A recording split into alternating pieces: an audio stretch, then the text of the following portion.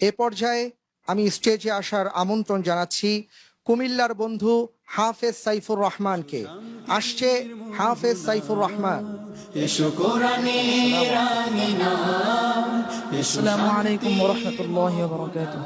ওয়ালাইকুম আসসালাম ওয়া রাহমাতুল্লাহি ওয়া বারাকাতুহু। সাইফুর রহমানকে আমি এখন একটি শব্দ বলবো, এই শব্দ দ্বারা কয়টি আয়াত শুরু হয়েছে সেই আয়াতগুলি তুমি পড়ে শোনাবে। আউযু বিল্লাহি মিনাশ শাইতানির রাজীম ওয়া ওয়াহাবনা লাহু আউযু বিল্লাহি মিনাশ শাইতানির রাজীম। বিসমিল্লাহির রহমানির রহিম। ওয়া ওয়াহাবনা লাহু ইসহাক ওয়া ইয়াকুব কুল্লান হাদাইনা ونوحا هدينا من قبل ومن ذريته داود وسليمان وأيوب ويوسف وموسى وهارون وكذلك نجزي المحسنين وزكريا ويحيى وعيسى وإلياس كل من الصالحين وزكريا ويحيى وإلياس كل من الصالحين وإسماعيل واليسع ويونس ولوطا وكلا فضلنا على العالمين ومن آبائهم وذرياتهم وإخوانهم واجتبيناهم وهديناهم إلى صراط مستقيم.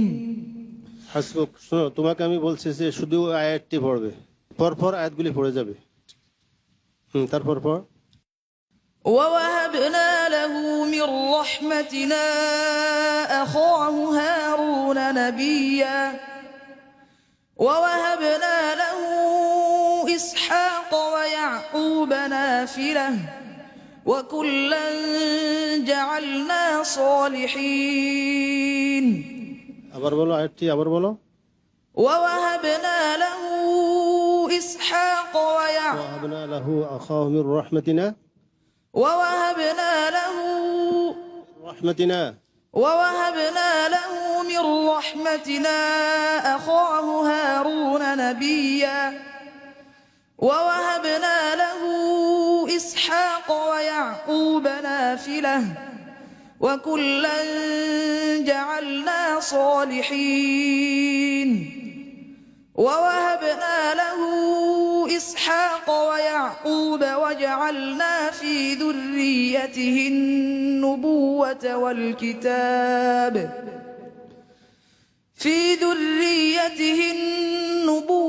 والكتاب وآتيناه أجره في الدنيا وإنه في الآخرة لمن الصالحين ووهبنا له أهله ومثلهم معهم رحمة منا وذكرى لأولي الألباب.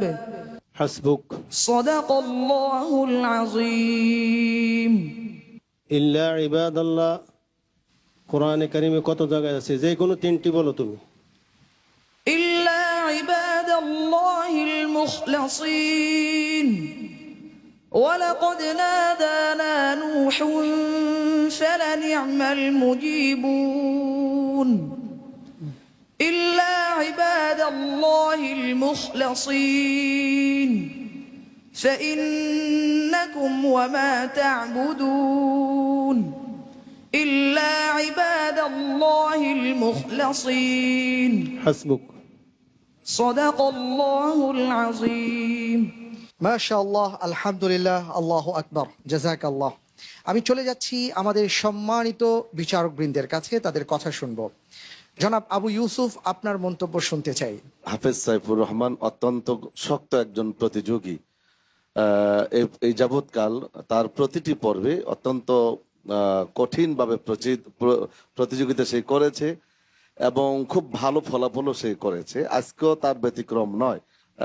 আমরা তার জন্য দোয়া করব যে আল্লাহ পাক রব্বুল আলামিন যাতে করে শেষ পর্যন্ত সে যেতে পারে এবং তার ওস্তাদ যারা এত কষ্ট করে তাদের পিছনে পরিশ্রম করে তাদের জন্য দোয়া করব আল্লাহ রব্বুল আলামিন তাদেরকে যাতে করে দীর্ঘ হায়াত বাড়িয়ে দেন। অনেক ধন্যবাদ আপনাকে। আমি আমাদের সম্মানিত অতিথিবৃন্দের কাছে চলে যাচ্ছি। প্রিয় দর্শক, প্রথমে আসছি জনাব গোলাম মাওলা রনি, আপনার কাছে। এই ছোট্ট ভাইটির তিলাওয়াত আপনার কেমন লেগেছে এবং আপনার মন্তব্য শুনতে চাচ্ছি। মহান আল্লাহ রাব্বুল আলামিন যদি কোনো মানুষকে কোরআন শিক্ষা করার তৌফিক না দিতেন এবং সেটা আত্মস্থ করার জন্য সামর্থ্য না দিতেন, হয়তো আমরা আজ এখানে বসে আমার এই ভাইটি যত সাবলীলভাবে কোরআনকে তেলাওয়াত করলেন অত্যন্ত আত্মবিশ্বাস নিয়ে, হয়তো আমরা কেউ শুনতেও পারতাম না, উনিও বলতে পারতেন না। প্রথমত আল্লাহকে ধন্যবাদ জানাচ্ছি, আর ধন্যবাদ জানাচ্ছি আমার এই ছোট ভাইকে, যিনি তার বিশ্বাস এবং ভালোবাসা দিয়ে অত্যন্ত সুন্দরভাবে, সাবলীলভাবে এবং শ্রুতি মধুর করে তার তেলাওয়াতকে আমাদের নিকট উপস্থাপন করেছেন। শ্রোতা হিসেবে বা দর্শক হিসেবে দেখলাম, আমাদের অবশ্যই ভালো লেগেছে। আমরা কায়মনোবাক্যে প্রার্থনা করি এবং কামনা করি আমাদের ভাইটি যেন এই প্রতিযোগিতায় অত্যন্ত ভালো করেন। আমি তার শুভ কামনা করছি। ধন্যবাদ। আলহামদুলিল্লাহ ভাইয়া, সবাই তোমার জন্য দোয়া করেছেন। আমরা দোয়া করি আল্লাহ রাব্বুল আলামিন অনেক বড় আলেমে দ্বীন হিসাবে কবুল করুন, হাফেজে কোরআন হিসাবে কবুল করুন। আমিন। জাযাকাল্লাহ।